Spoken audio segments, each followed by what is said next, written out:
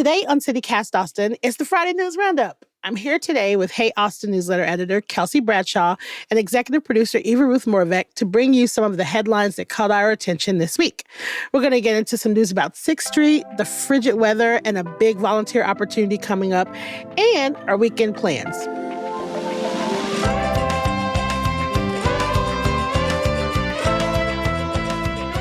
It's Friday, January 10th. I'm Nikki Devon, and this is what Austin's talking about.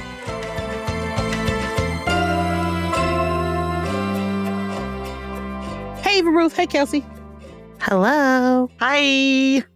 Y'all, so I just got back from Colorado where it is snowing and cold, and I was so looking forward to coming home to warm weather, and temperatures have been freezing this week. Mm-hmm. Yeah. You thought wrong. Yeah, like I thought wrong. I thought I was coming back to some warmth. Mhm. No. Texas is like, girl, hold my beer. You thought you were cold in Denver. So the city has activated the cold weather shelters, and they're doing all kind of stuff. Like they're opening the monitoring center at HESM. What does HESM stand for again? So HESM is Homeland Security and Emergency Management. Nice. And they are our hub for all things emergency, all things security. But during these cold weather times, they have a whole network. So they have a morning call like at butt crack of dawn every morning, where it's like not just people that are in Austin, it's people all over Texas. It's national, and they talk about the weather and what's happening, what you can expect, how you can prepare. I feel confident saying that they probably started having those meetings last week, knowing that the freeze was going to come, and it's a minute by minute like watch of what's happening, and it's an entire group of people that is dedicated solely to watching the weather for our city and preparing for our city, and just being like, yep, looks like it's getting worse. Open up more centers, or Wow. we don't have enough heating centers here. Where can we open up another place? All of that stuff is like handled in this wild back end way between the city and HESM and the National Weather Service. I love it. It is fascinating. I always picture whenever I hear that this has been activated or whatever, I always picture like a NASA Right. command center. Yes. Listen, Everyone I'm has on telling a you, white button down and a tie. Yes, they should have never let me behind the curtain because now I'm just like, oh, so wait a minute. You mean so once I got invited to a emergency management weather system conference thing, and Troy Kimmel was there talking about Ooh. it. And if y'all don't know who Troy Kimmel is, I love Troy Kimmel. love Troy Kimmel. And so Troy Kimmel comes and he does this whole, what's it called? Like a briefing. A briefing, Yeah. about Mhm. how we figure out what's happening with our weather in Austin. And he is also a part of this. I know we can't That's use so this cool. word, but what's a better word than Illuminati? It's like the weather emergency. Oh, yeah. Yes, the Illuminati of the weather. Yeah. I think a real who's who. Yeah. And he's like, Mhm. if you would like, I have a list of people that I send out updates to directly to their email address. I couldn't get my hand up fast enough. Do you understand me? My hand went up so fast to get on Troy Kimball's super secret weather email His list. newsletter. And it's, Yeah. y'all, anyways, so my point is the city really, really does. And now whether or not this happened before 2021, I don't know, because I wasn't there before 2021. Yeah. But they have it together. The ship is tight. It is run tightly. Everybody is in on it. Everybody is talking to everybody. HESM is on top of their shit. That's what I want to hear. I'm sure that they had something before 2021, but I bet since the freeze in Yeah. 2021, it's even Ramped up. Yeah. Yeah. And it's Yeah. Down to a science and Mhm. yeah. I mean, they're in contact with the mayor. They're in contact with City Hall. It's updates that you get all these updates. And then that is what dictates, what happens at the city. Okay, we're telling everybody to go home, or even AISD is a part of it to decide if kids shouldn't go to school. It's pretty incredible. So, That's great. so we're hitting these freezing temperatures. ERCOT is telling us that grid conditions will be normal and we shouldn't freak out. I don't know about y'all. Fool me once, shame on me. you. Fool me Oh. twice. Whatever. I don't trust Yeah. ERCOT. I love when ERCOT, every time around this time of year since 2021, they're like, don't worry, guys, grid's fine. And I'm like, I can't trust you as far as I can throw you, you Right. grid. No. Yeah. Like, no, No. I don't believe anything they say. The only thing that's like making me sleep better at night is the fact that like temperatures this weekend are going to go up into the 50s, possibly the 60s, and it's going to be sunny. And we won't have to worry about the grid for a little bit. ERCOT is Electric Reliability Council of Texas, and they basically operate the state's grid, which we do independently because we're Texas. We do it independently, from the U.S. Because Texas! Texas. Mhm. Yeah. But Stupid. We're going to secede by any means necessary. yeah. Even if it's our electric grid. Right. I will say, if you are somebody who gets like anxiety about is there enough power, you can actually go on their website and monitor supply and demand, and it'll show you like what's coming from solar, what's coming from wind, and then natural gas. But anyway, calm your fears a little bit if you can. ERCOT is like that well-meaning boyfriend that used weaponized incompetence. That's where ERCOT is. Weaponized Yeah. incompetence. Like, I mean, what? It's cold? That's so strange. We totally thought everything was going to work out. yeah. That's what ERCOT is. Like they can say for the rest of my life, I hope I live 100 more years. And for the next 100 years, they could say every year, grid's fine, it's normal. We updated it even. One day they're going to make it better or something. And Yeah, I wouldn't yeah. believe them. I Yeah. had such a miserable time during the 2021 freeze. We're all traumatized. I watched my neighbors suffer. It was terrible. They could yes. bring me my own grid. And I'd be like, I don't believe you. Kelsey, please take us back. Here's your own grid made of indestructible nanites. Yes. Please, here's your grid. Yes. And I'd be like, no, not Trust good us. enough. No. I need something else. Bring me some flowers. Bad boyfriend. Yeah, we Mhm. need years. I think we need multiple Yeah. years to really overcome this PTSD. Maybe then. You want to hear something? So, and here's the thing for everybody listening. Also, you can go to HESUM's website and they have all of this stuff that you can, all these suggestions of things that you can do to be safe, to prepare. And HESUM is, again, it's Homeland Security and Emergency Management, HSEM. They have, like a wealth of information, but then they also do these pop-ups and they give you all the stuff that you need to prepare yourself. It was so funny when I was in Denver. It snowed really heavily one day, and I was just like, this is amazing. I love it. Oh, my God. And the city just kept going. There was no shutdown. The city just kept going. Everybody's just out in the snow, kicking it, going to work. There's like a full foot of snow. I can't even imagine that. It was like 6 or 7 inches of snow. It was up to my Insane. ankle. It was crazy. And but you can tell that there, like every hour something comes through, and there's an infrastructure for it, right? Right. And it just, Yeah. it's like all I could think about was like how we are trying to build our infrastructure to keep up with climate change and like, you know what I mean, as we go. Okay, I have to tell y'all, my friend drove from Austin to San Antonio this week, and her car is trashed because they salted the road. It's like, They're like, not on our watch. Wait, that's actually really funny. isn't that ridiculous? Like, I mean, I'm all for prep, but it's like the difference of Denver is continuing on. They're Yeah. fine. And so we're like, And Texas is like, salt it now. Just in case. we got to put salt down. It was wild. I was just like, oh, so they just gonna keep going like it's a regular ass day.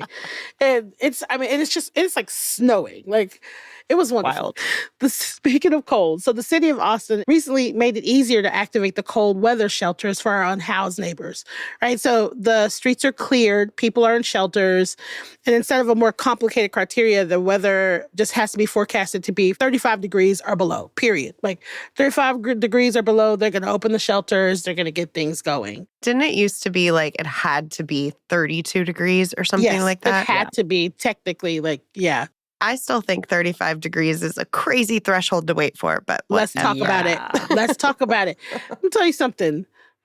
40 degrees. And I'm like, what is happening? Why is it so GD cold outside? Yeah. Yeah. So 35 degrees. See, yeah, I'm with you on that, Kelsey. Yeah. I mean, it's cold enough. That's, and we need to take care of people who need more support during this time. Our unhoused population is growing. We know that. Exactly how much, we don't quite know yet, right? Good segue, Eva Look Rose. at that. That was Look like at a that. sneaky one. That I was know. It was good. You didn't know it was coming, did sneaky. It was you? Yeah, so no. sneaky. Yeah. That was smooth. Very, very nice. Thanks, very y'all. nice. So, on a single night in late January, volunteers from all over the city will conduct a census of Austin's most vulnerable residents, counting as many people experiencing homelessness as possible. It's biennial. It's called the Point in Time Count, and it's overseen by Austin's Ending Community Homelessness Coalition. And so, essentially, it is exactly what it sounds like it is. Like, on the night of January 25th, Saturday, there will be volunteers. They will be sent out. They will be assigned to survey individuals in various geographic regions around Travis County. And they are hand counting our unhoused neighbors. And they're given care kits and information to share about community resources, but they are going out into the city, into places where we know there are unhoused camps, and they're just counting. That's all they're doing is canvassing and counting. And they need 1,200 volunteers to canvass the areas of the city in Travis County. It's a ton of people.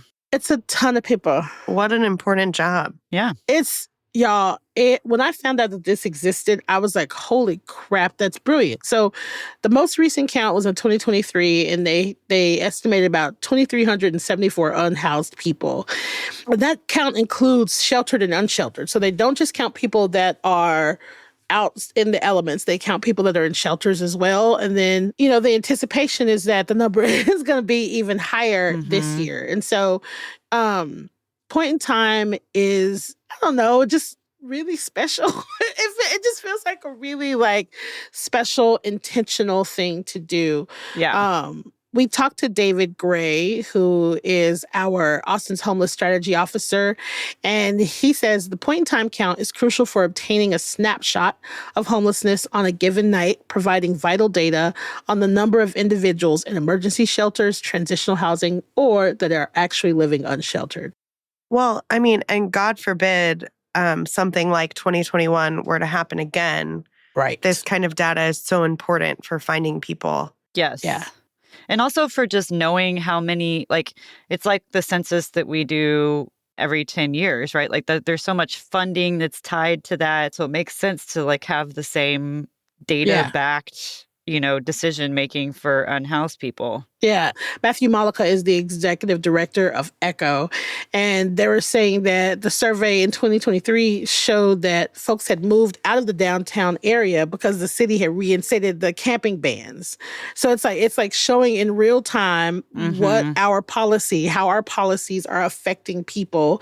And then also, if we can get an accurate count, it affects funding and how much money we can get to help. So it's a big, big deal. I think it will, if you participate, it'll probably change your perspective on homelessness in Austin, Also, it's really easy to sign up. I just did it. There's a pop-up. Look at that. On their website. You just put your email in and that's it. You can register for the point in time count at austinecho.org. You can volunteer. They need 1,200 people to help out. And the way it is set up, you are trained to handle to approach things the right way. Just to, all of that stuff is addressed. Yeah. Just in case, because I think sometimes people, they're fearful of what they don't understand or what they don't know.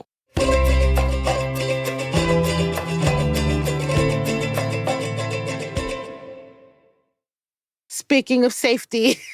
There she is. There we go. Okay, y'all, for years, 6th Street has been closed on the weekends to vehicular traffic from Thursday to Sunday. That's been going on, I feel like, for forever.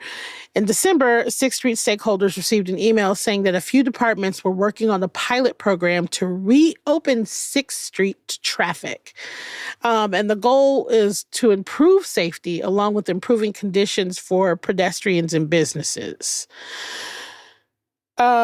KXAN reported on this at the time and quoted one business owner, Bob Woody, who has called himself the king of 6th Street. And if you don't know who Bob Woody is, Bob Woody, he earns the name of the king of 6th Street. I think he owns half of it. Look him up. He's a wild character. So he was quoted as saying, it's counterintuitive to safety. There's not enough positive in reopening the street to make a few or some businesses feel like it might be a difference.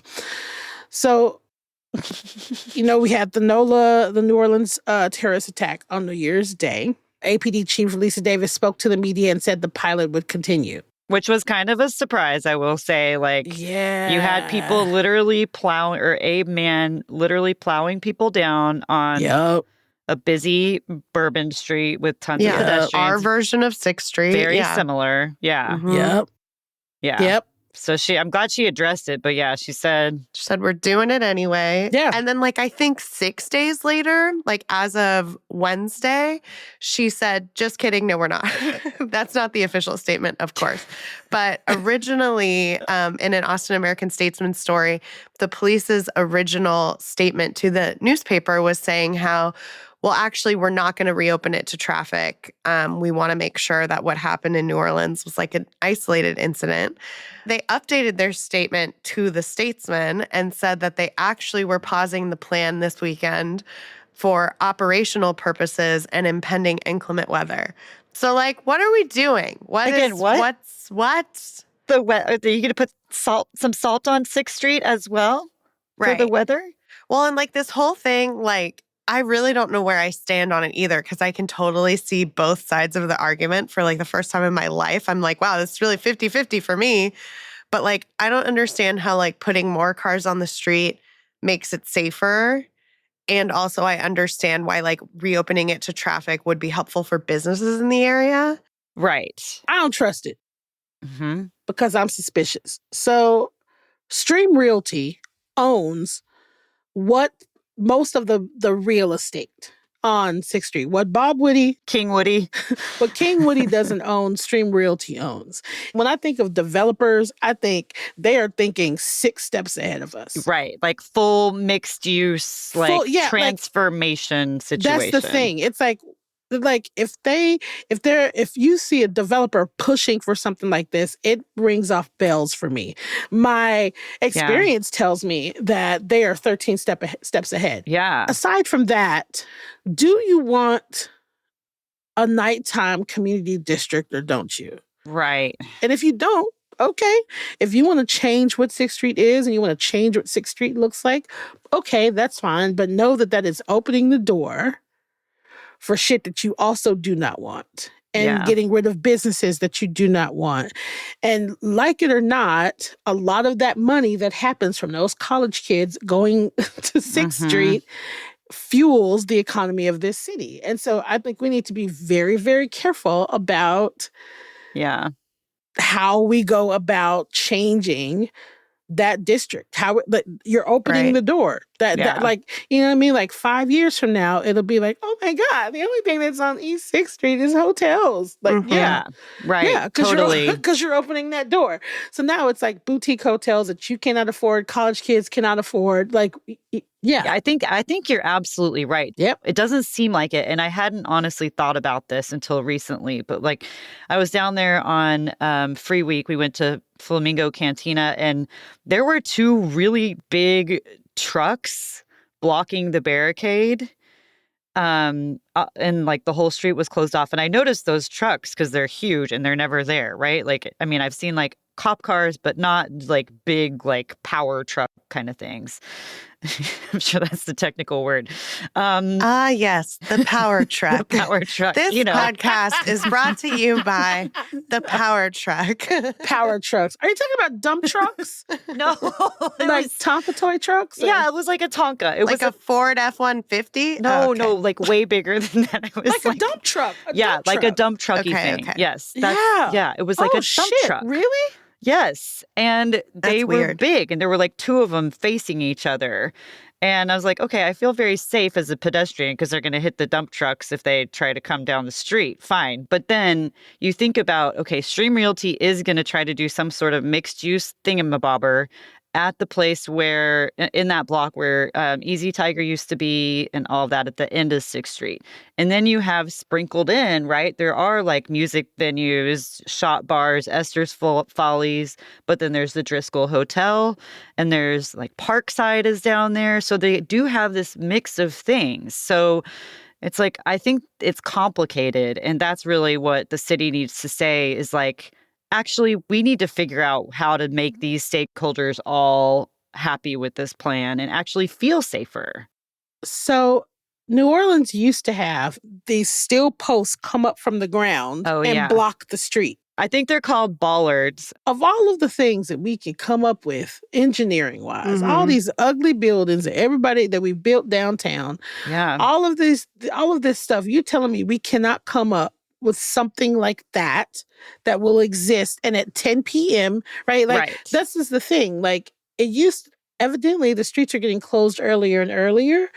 It used to be, they didn't block those streets till 10 p.m. It was a clear sign of, okay, now we're switching the city over to nighttime mode. To get Rockstar parking, you had to do it before 10 p.m. because 10 p.m. the barricades come up and nobody could get, I mean, like I counted on that 10 p.m. number to get my car inside. And then at the end of the night, I can just come out of work, get in my car and scoot out. And so I don't understand why they just need to find a middle ground. Like I get like the Parkside and Driscoll. Yeah. And it's also unsafe. We also get that. Like there have been shootings. There have been big fights. It's tough to get into those crowds if the whole street is closed off unless your police are down there all the time. Like I get it's that safety does need to be addressed down there. It just seems bigger. I just don't know if more cars is the answer. That's what I was about to say. As someone who has been maced by APD many times during Texas relays, if they don't, the only thing that happens is the group moves to a side street. That's it. Yeah. The entire police department is what it looks like every weekend out on 6th Street. So even if you do let like traffic come through, there are still all these cute little side streets that shenanigans can happen. So you're gonna and then it's just like it seems like it's like this will fix it. Nothing will happen. There'll be no crime if we let cars come through. Right. There'll be no crime. And it's something too that's confusing to me is like this idea of like, okay, if we open it up to cars, like it'll be better for businesses. Like, okay, I understand that. I understand that if you open up this street, that does open up more parking.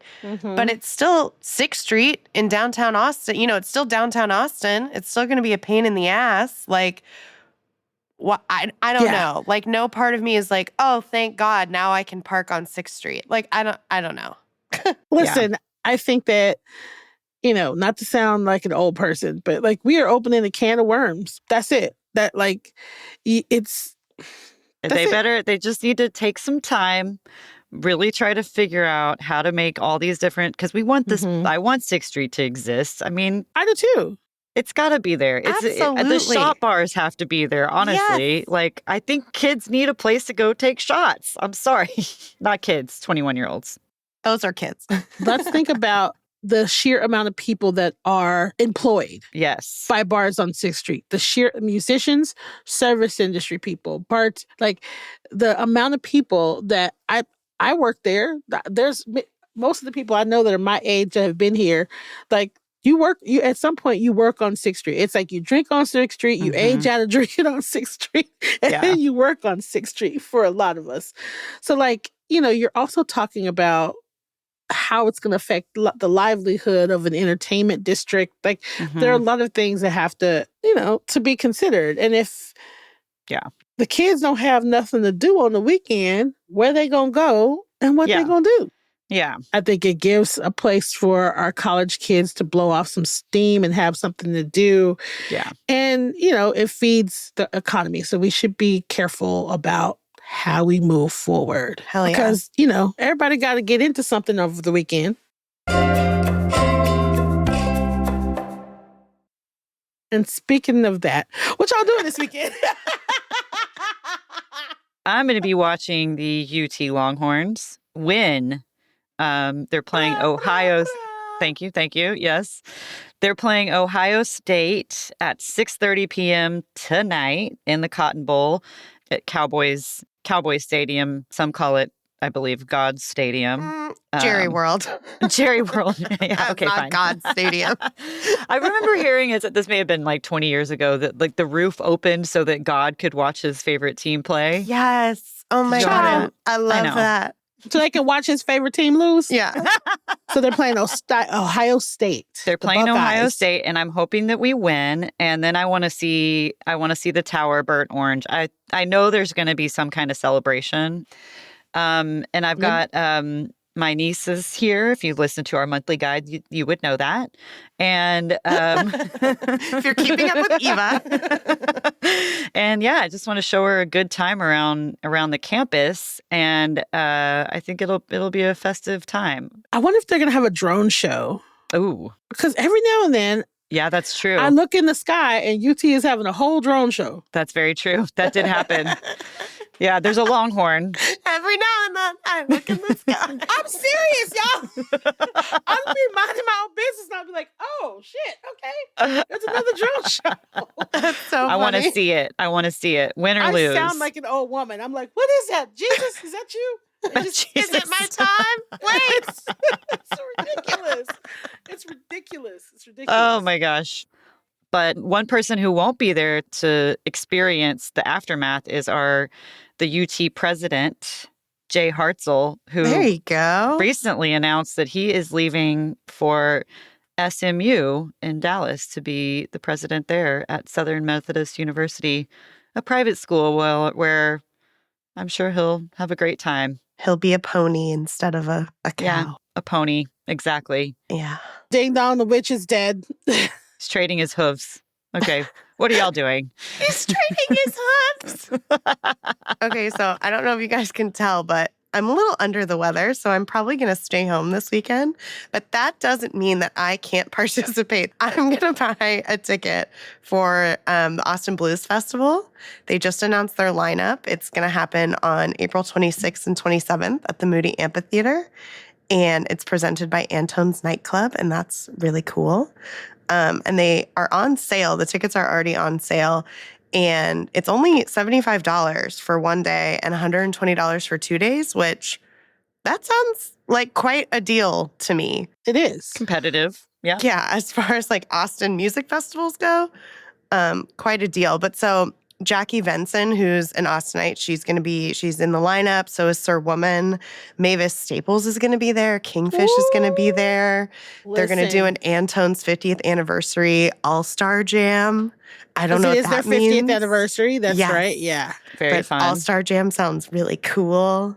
Yeah. But yeah, no, it just sounds really fun. And I have wanted to go. I wanted to go in the past, but I haven't made it out there. So Nice. that's what I'll be looking into. Excellent. And y'all, it is Antone's 50th anniversary. So they have all these plans. They have like Blues Fest, and then they're re-releasing the documentary about Antone's from 2004, but it's an extended director's cut. Ooh. Yeah, and they're releasing a bunch of new live records from Antone's too. So That's cool. yeah, Nice. I think I want to get into records this year. do it. Great. I've been thinking about it. This I could be love your records. time. It's Yeah. your time. I love records. Yeah. If you ever want to go record shopping, it's one of my favorite things. I love it. Ooh, Yeah, I am definitely a record person. I got it from my dad though. I love that. For those of you that are listening, I know that people still have feelings about the fact that Antone's moved years ago, but I've been to the new Antone's and it's just as good. It's just as awesome. Like, Yeah. yeah, and it's got a cute little upstairs. It's bigger, way It's bigger. Yeah, so Yeah. I have a very busy weekend, unfortunately. Not unfortunately. No. Fortunately, I'm very fortunate. I'm gonna marry a couple of my friends on Saturday. I'm super Ooh. excited. Shout out to Julie, Nolan, and Lauren. They're getting married on Saturday at Sagebrush. Julie Nolan is a badass musician from around the city. She does Outlaw Fest, which is like the first queer country music fest. And they are getting married at Sagebrush on Saturday. I'm marrying them. It's going to be very cute. I'm excited about That it. sounds so cool. What are you going to It's- wear? I have no idea. I'm You like, got to wear your boots. I gotta wear my boots. I Yeah. have to wear my boots. So I'm definitely gonna wear my Tecovas boots, and I'm just gonna build my outfit from there. Smart. And then smart. I'm gonna go on a search tomorrow for a bolo tie. I need a good bolo tie for the Yes, boots. you need a bolo tie. I need a bolo tie. Yeah. Nice. Yeah, you So- would look cool with the bolo tie. That's what I want. I have a tuxedo jacket. I'm thinking tuxedo jacket, bolo tie, boots, and I gotta find some the perfect black pant. But Ooh. that's what I'm working on. You could also wear jeans. What is that? A Texas a tuxedo? Texas tuxedo. Texas tuxedo. Just Just lean all the saying. way in. Just I might saying. do that actually. I might do that. That's a good idea. And then I leave the wedding, and then one of my closest friends in the world, her name is Peggy. Shout out to Peggy. She turned 50, so she's having an all white party. So I'm leaving the wedding. I have to change and go to Peggy's like my sister, so I have to go to my sister's 50th birthday party. She's having an all white. That's in Round Rock. That That's sounds what I'm so doing cool. Saturday. And then Nice. Sunday, I'm going to Legendary Drag Brunch at Brutorium because that's my Nice. favorite thing. That's my weekend. My weekend's pretty full now that I'm thinking about it. Me and Nicole, our anniversary was on New Year's Eve, but we haven't celebrated it yet. So maybe we'll do something for our anniversary on Friday. I don't know. Well, happy anniversary to y'all. Yeah. Thanks. And happy wedding to Julie and Happy birthday to Peggy. Yeah, I love that so many people in my life are thriving. Yeah. yeah, So it's exciting. Yeah. very yeah. exciting. So that's what we doing this weekend. Sounds good. Have fun, y'all. Thanks, yeah. And everybody listening, if ever you want to if you think ever like, you know what, there's something going on I don't see on the newsletter that I think that they should talk about, you should just send it. And we can maybe include it in our what y'all doing That's this right. weekend on Friday News Roundup. Our That is DMs true. are open. Yeah. Our DMs are open. Give us some plans. Nikki doesn't need any, but I could use some. I don't need any plans. I don't need Please, Jesus, no plans. So really quick before we go, during yesterday's episode on foodie predictions for 2025, we said that Veracruz is working on opening a brick and mortar restaurant this year. And that is our bad. They already have a brick and mortar called Veracruz Fonda and Bar in Mueller. Oopsie doodles. Our bad. Sorry for the confusion, y'all. And shout out to Lisa for being like, y'all wrong. Y'all got it wrong. They have a brick and mortar. Catch up. Stay up. Thank you, listeners. Thanks, listeners. Thanks, y'all. We appreciate you. Love it. I love to see it. Please tell us when we got it wrong, please. Mm-hmm. And yeah, that's it. That's it. Thank y'all so much for rounding up the news with me this week. I had the best time. Super fun. Bye, y'all. Happy Bye. weekend. Goodbye. So long. Farewell. Auf Wiedersehen. Wiedersehen. Good. What's that from? Adieu to you. It's Sound of Music. Oh, it's Sound of Music. Ah, yeah. Good. Yeah. Jesus Christ. Love it. Okay, sorry. Julie Andrews, give us a call.